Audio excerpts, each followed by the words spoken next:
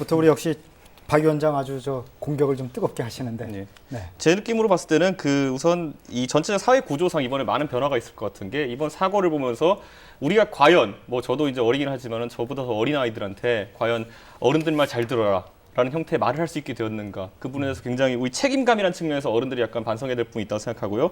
방금 전에 교통안전 짚어주셨는데 박용진 대변인 입에 네, 과거 이제 대변인이셨고 박용진 위원장님 말씀하신 것처럼 예. 그 안전에 대한 투자가 굉장히 중요합니다. 그런데 지금까지 안전에 대한 투자를 계량적으로 우리가 다가갔던 측면이 있거든요. 몇 킬로마다 어떻게 한다 이런 것 같은 거요. 그런데 이번에 자료를 찾아보니까 서울시 지하철 같은 경우만 하더라도 이번에 그 지하철 2호선 사고가 발생한 서울 메트로가 정비 인력이 도시철도공사나 철도청보다 2배 가까이 많습니다. 그러니까 차량 1편성당 그 정비 인원이 2배 가까이 많거든요. 그런데 사건은 거기 이제 가장 노후했던 그 2호선에서 발생했던 거거든요. 그러니까 여러 가지 다방면으로 우리가 이제 안전을 확보하기 위한 대책들을 마련할 필요가 있고, 아까 말씀하셨던 건 인력에 대한 우선 그런 전문 인력 확보하는 것도 중요하고, 그다음 시설 면에서도 보면은 우리가 지난 정부의 일이긴 하지만은 이명박 정부 때 보면은 여러 가지 시설 투자 비용을 줄이기 위해 가지고 예를 들어 철도 안전법 같은 경우 37조에 보면 철도 연령 제한이 있거든요. 그러니까 25년마다 차량을 교체해 줘야 되는 게 있는데 그걸 슬그머니 바꿔 가지고 25년이 지나도 일정한 검사만 통과하면은 계속 몇십 년이고 쓸 수 있게 만들어 놨거든요. 그 법안을 삭제했어요.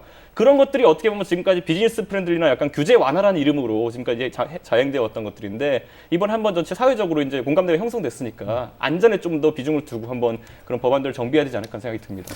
예, 저는 이제 두 분 말씀을 들으면서 이런 생각이 듭니다. 두 분 말씀 다 옳은 부분이 있고 시대에 따라서 정말 우리가 우선적으로 될 가치, 정신이 있어요. 아마 이제 이번 정부, 이번 우리 세월을 겪으면서는 어떤 다른 것보다도 안전이 최우선적인 가치로 올라가야 되지 않겠나 이런 생각이 듭니다. 어쨌든 두 분 이제 전 말씀 좀 들어봤고요. 오늘